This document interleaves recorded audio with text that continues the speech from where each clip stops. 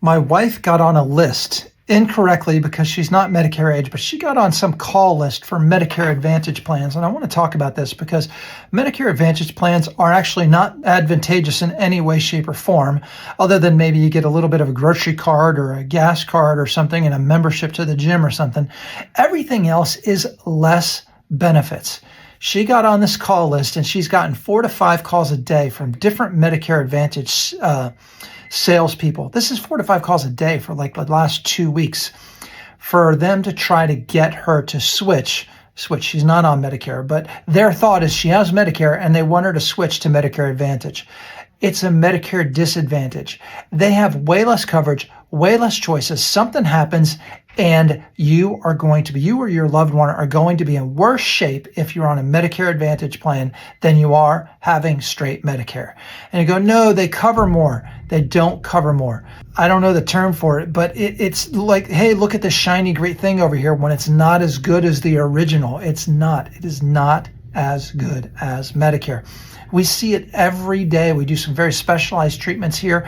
We have to work so hard at trying to get Medicare Advantage plans to cover things that patients really need that Medicare would cover. And the Advantage plans are like, sorry, we can't cover that. We're not going to pay for that.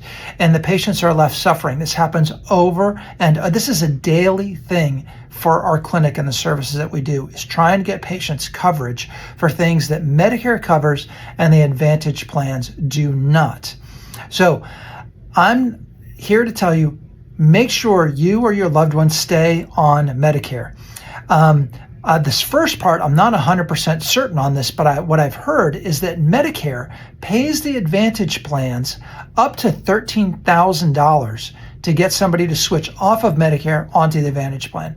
That's how Medicare, that's how much money the Advantage plans are denying care for every patient, at least $13,000, right?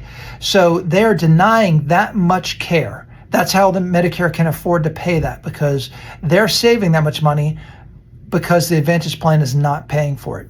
The other concept is, and this is what I do know this to be true, is Medicare Advantage salespeople get about $600 every time they sign somebody up off of Medicare onto the Advantage plan. So it's in everybody's financial interest to say, hey, look how great these Medicare Advantage plans are. It's in everybody's best interest except for the patient.